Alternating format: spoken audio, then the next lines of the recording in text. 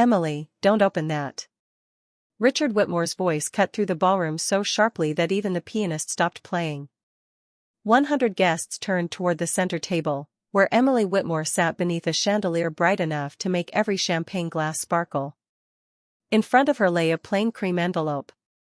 Beside it stood Claire Bennett, still wearing the white shirt and wine-red apron of a waitress finishing her shift. Richard moved toward them, his ivory blazer catching the light, one hand tightening near the Swiss watch on his wrist. Claire did not step back. She did not raise her voice. "He already offered me $10,000 not to give it to you," she said. The room changed. A moment earlier, it had been filled with polite laughter, silverware, and speeches about legacy. Now there was only silence. Emily looked from Claire to her father. Richard's face remained composed, but his thumb had stopped against the edge of his watch. For the first time that evening, he had forgotten to check the time. "What is she talking about?" Emily asked. Richard glanced at the envelope as though it were far heavier than paper. "This is neither the time nor the place." Claire's expression did not change. "That is what people say when the truth arrives before they are ready." Several board members lowered their eyes. Others watched with the careful stillness of people who understood that one wrong reaction could place them inside the story. Richard stopped 3 feet from the table. "Miss Bennett," he said quietly, "you are making a serious mistake." Claire held his gaze. "No, Mr. Whitmore. I made my mistake when I believed you would tell her yourself." Emily reached for the envelope. Richard's hand moved slightly, then stopped. It was not fear of the crowd that held him still. It was the way his daughter looked at him. She had spent 27 years believing his name meant discipline, sacrifice, and honor. In less than 10 seconds, that belief had become a question. "Dad," she said, softer now, "why would you pay a waitress $10,000 to stay silent?" Richard looked around the ballroom. Banners bearing the Whitmore Foundation logo hung above the stage. Behind the podium was a portrait of his late wife, Margaret, smiling with the calm confidence of someone who had once believed the company could become something good. Claire followed his eyes to the portrait.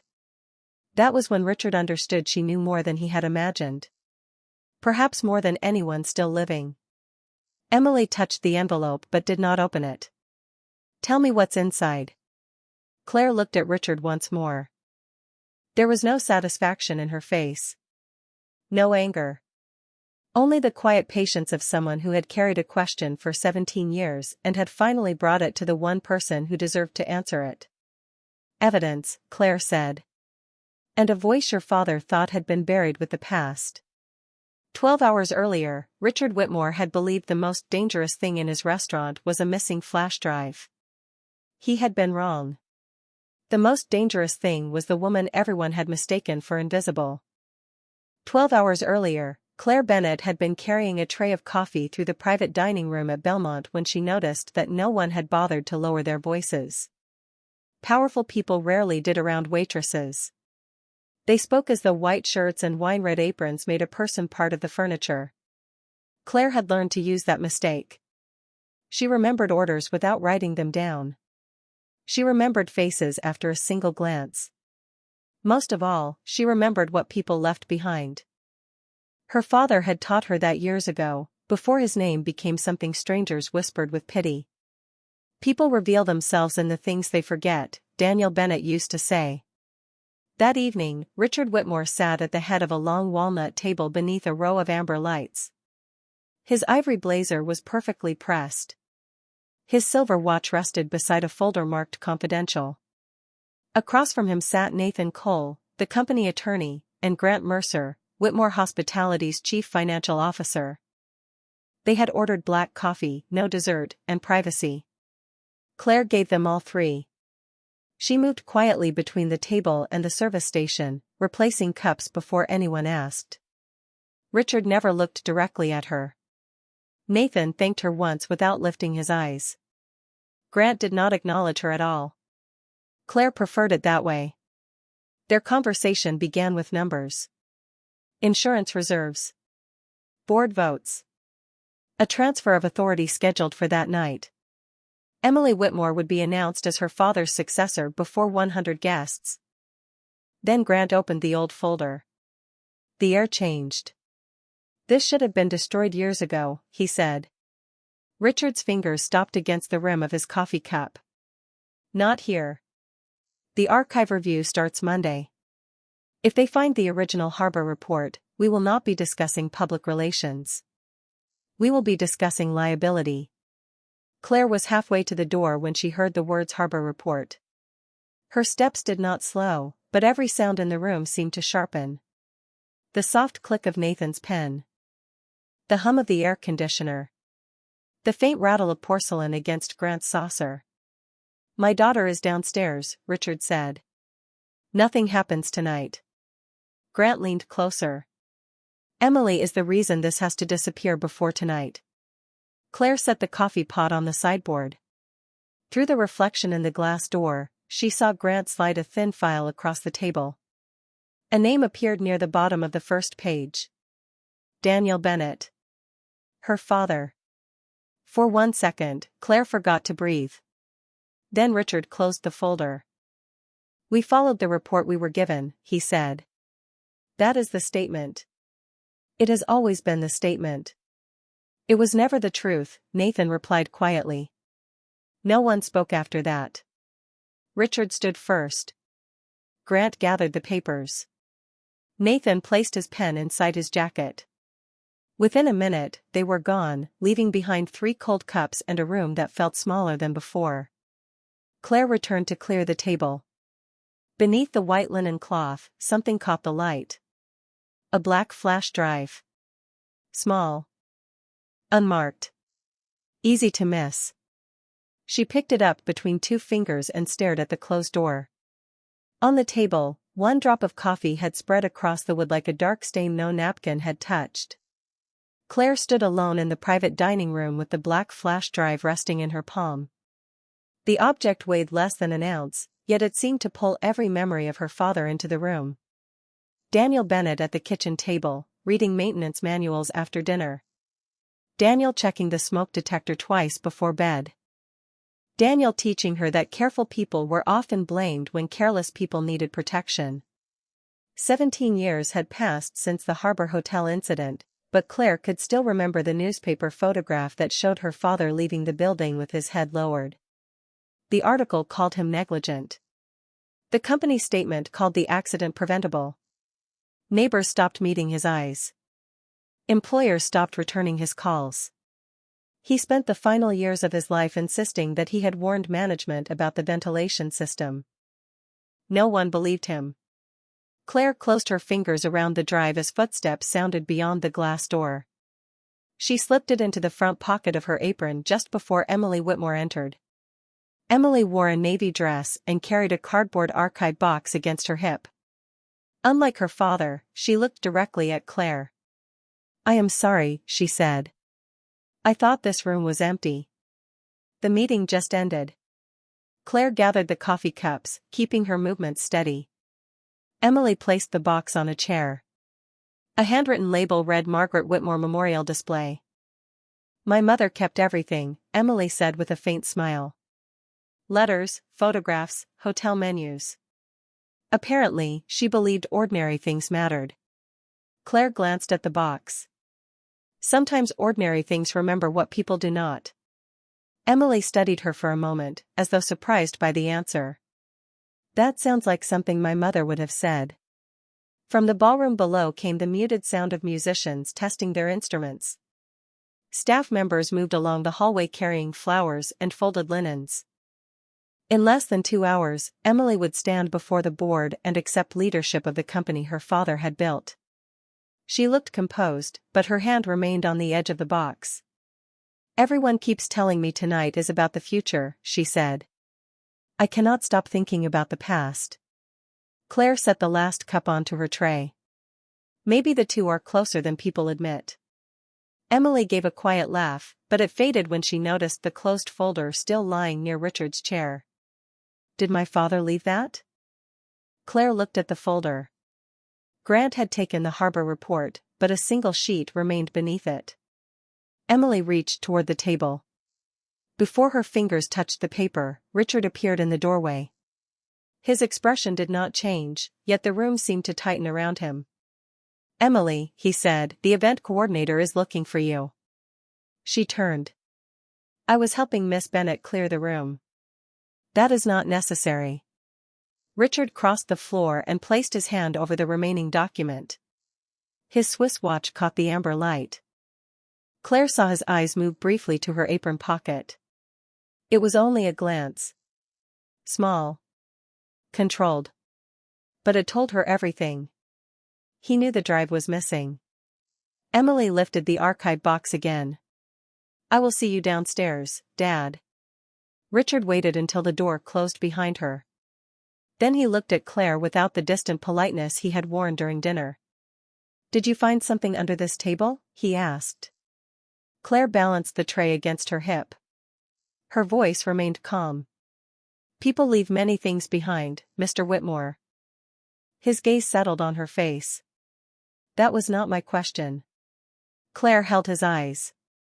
"Then perhaps you should ask the question you are actually afraid of." Richard closed the glass door behind him. The click was soft, almost polite, but Claire felt the meaning of it. The music from the ballroom became distant. So did the voices in the hallway. For a moment, the private dining room held only the two of them, the untouched folder, and the quiet space between a question and an answer. Richard stepped closer to the table. "The item you found belongs to Whitmore Hospitality." Claire adjusted the tray in her hands. "Then someone should have taken better care of it." His jaw tightened, though his voice remained even. "Return it, and this conversation ends here." Claire looked at the folder beneath his hand. "Does the harbor report end there too?" The color left his face so gradually that another person might not have noticed. Claire did. She had spent years watching customers hide irritation behind smiles and worry behind expensive watches. Richard glanced toward the door, then back at her. "You do not understand what you heard." "I understand my father's name." That stopped him. His eyes moved across her face, searching for something he had failed to see before. "Bennet," he said. The word came out slowly. "Daniel Bennet was your father." Claire set the tray on the sideboard. Her hands were steady now. "You knew his name." "I remember every employee connected to the harbor incident." "Connected," she repeated. "That is a careful word." Richard lowered his voice. "Your father was responsible for maintenance at that property. He warned the company about the ventilation system. That was never proven." Claire reached into her apron, but she did not remove the flash drive. She only rested her fingers against the pocket. "Maybe that is because the original report disappeared." Richard looked at her hand. His control slipped for less than a second. It was enough. "Do not open that drive," he said. Claire heard the difference immediately. He had stopped asking whether she possessed it. "Why?" "Because documents without context can destroy innocent people." "My father knew that." Richard turned away, walking toward the window. Below them, staff members arranged white roses around a stage bearing the Whitmore name. 17 years ago, the company was close to collapse, he said. The Harbor Hotel employed more than 400 people. The entire group supported thousands more. One report could have ended everything. Claire watched his reflection in the dark glass. "So you chose one man to carry the blame." "I chose to keep the company alive." "Those are not the same thing." Richard faced her again. "You think decisions are simple because you have never had to make one that affected thousands of families." Claire's expression remained calm. "You are right. I only watched one decision affect mine." The words settled between them. Richard looked down at his watch, though there was nothing about the time he needed to know. "What do you want?" he asked. Claire studied him. There it was.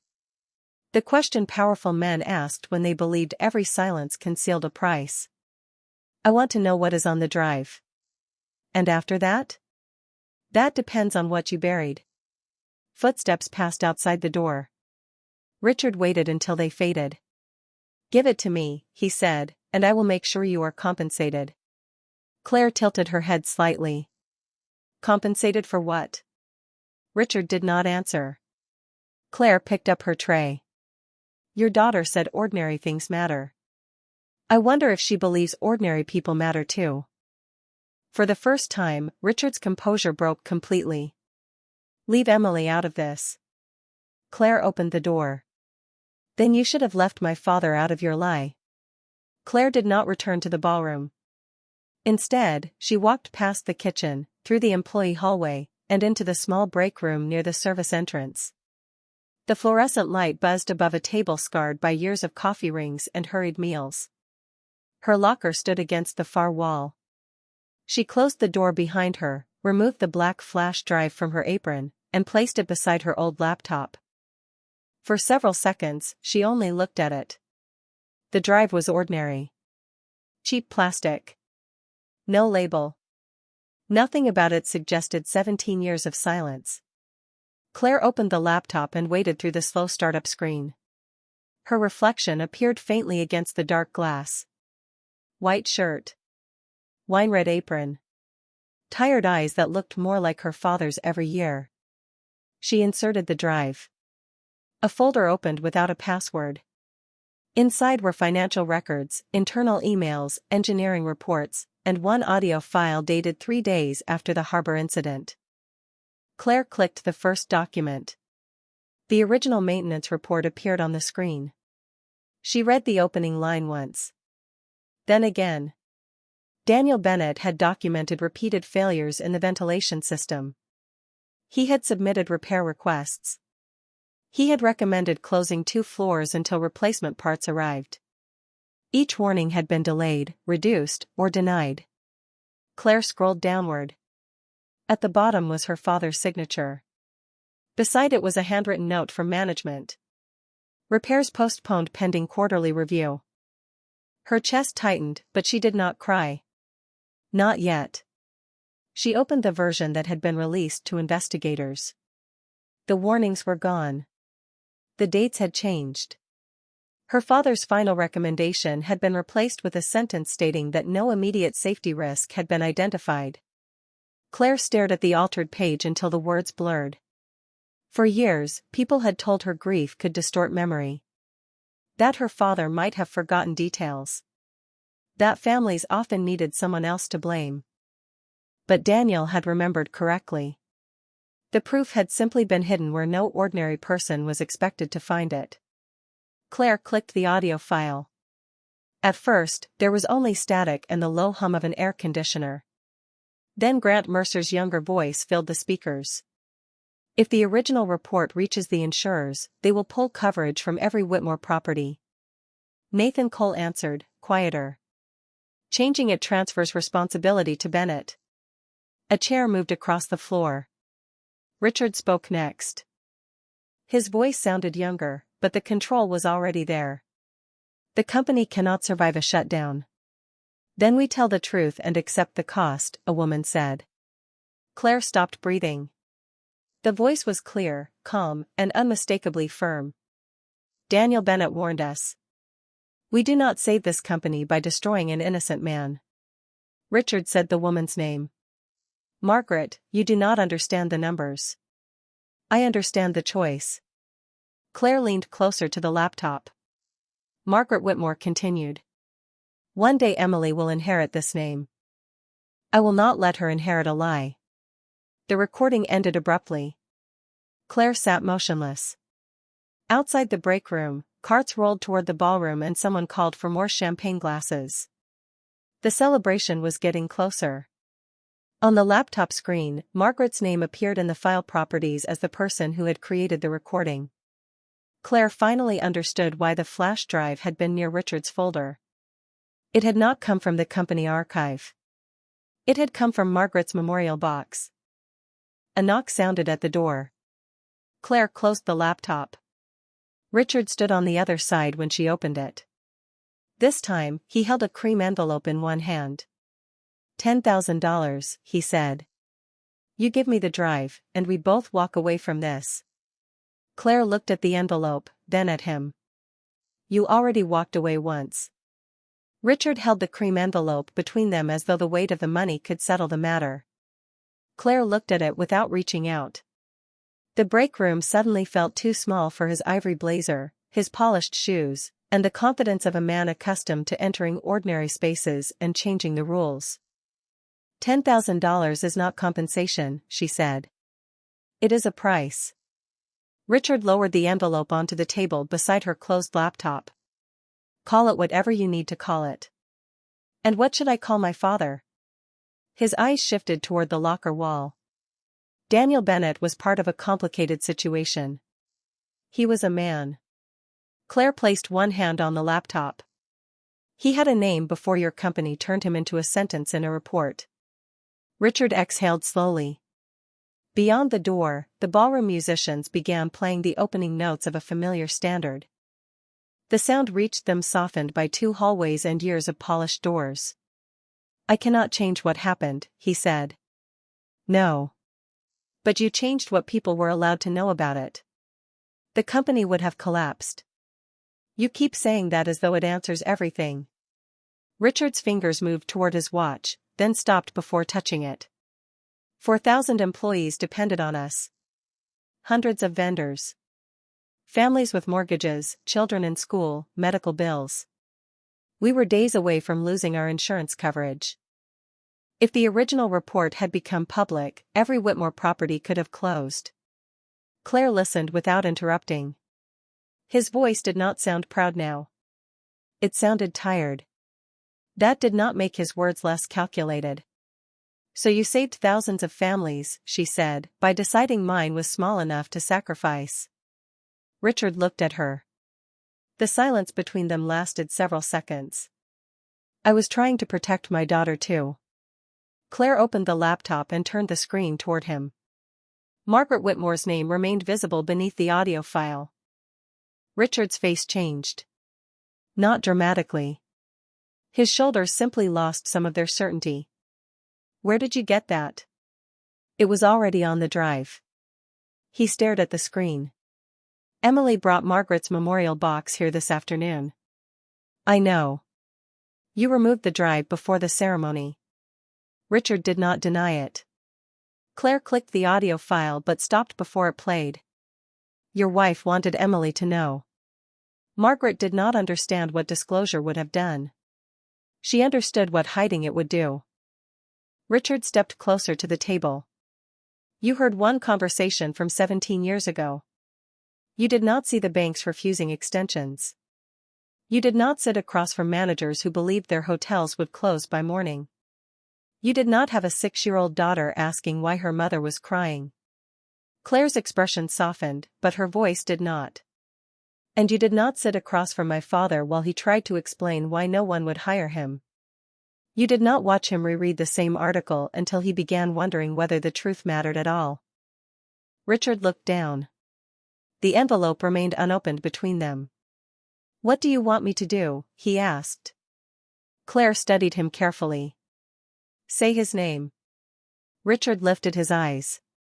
What? You said you remember every employee connected to Harbor. Say my father's name without calling him an incident, a risk, or a complication. His mouth opened, but no words came. The music outside grew louder as the ballroom doors opened for arriving guests. Claire waited. Richard remained silent. She nodded once, almost sadly. That is what I thought. He pushed the envelope closer. Take the money. Finish your degree. Move somewhere better. I can arrange a position for you in the company. Claire closed the laptop. How much would you offer if the person I gave this evidence to loved you? Richard went still. Leave Emily out of this. She is already in it. Her name is on the future you built from my father's disgrace. You will destroy her faith in everything. Claire picked up the envelope and placed it back in his hand. No, Mr. Whitmore. You did that 17 years ago. She simply has not opened the truth yet. Claire waited until Richard left the break room before she opened the laptop again.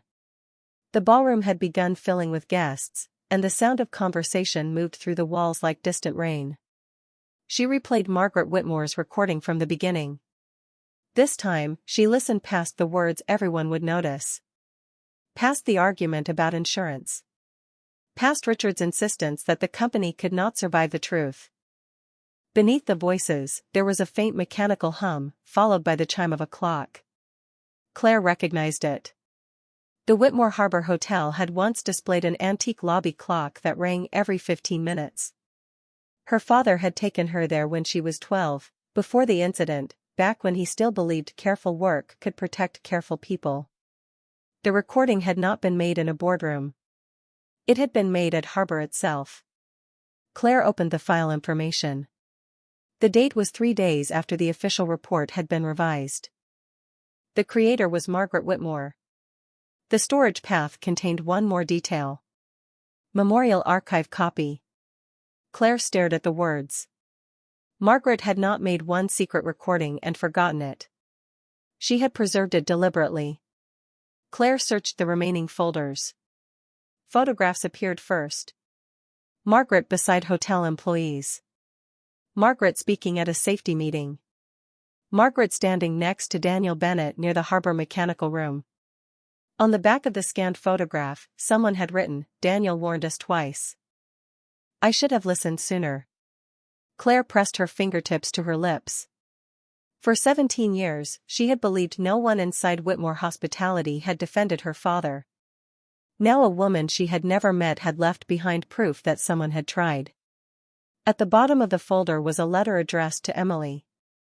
Claire opened it carefully. Margaret wrote that companies often taught their children to inherit success without inheriting responsibility. She wrote that Emily deserved the truth before she accepted the Whitmore name as a duty.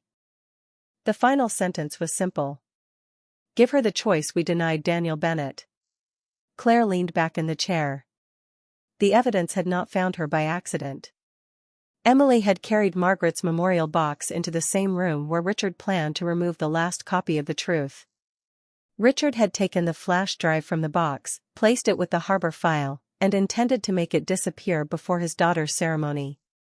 Then Grant's careless hand had knocked it beneath the table. People reveal themselves in what they leave behind. Her father's voice returned with such clarity that Claire closed her eyes. A soft knock interrupted her. Emily stood in the doorway, holding 2 cups of coffee. "You missed the staff meal," she said. "I thought you might need this." Claire closed the letter but did not shut the laptop.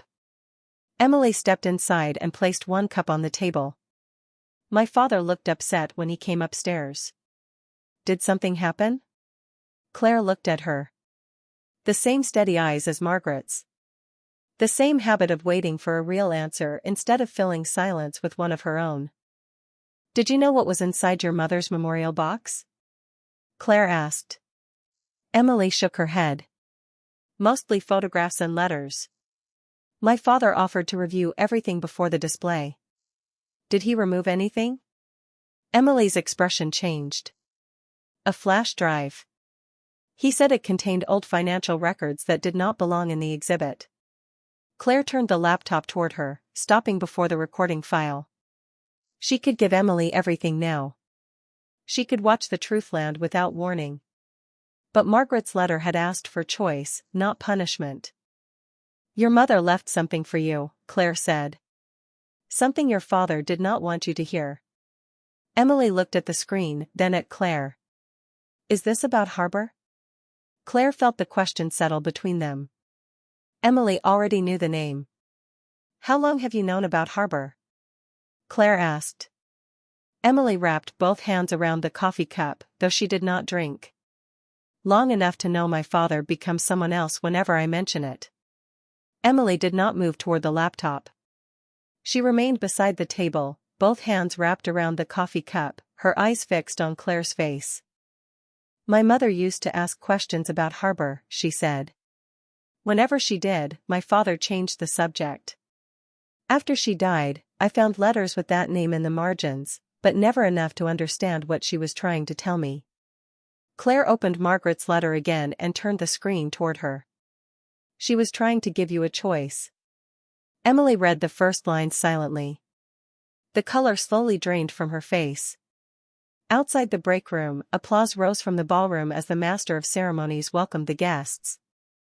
Emily looked toward the door. Her name would be announced soon.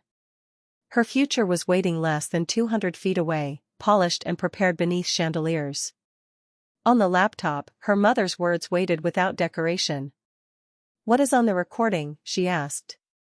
Claire did not press play.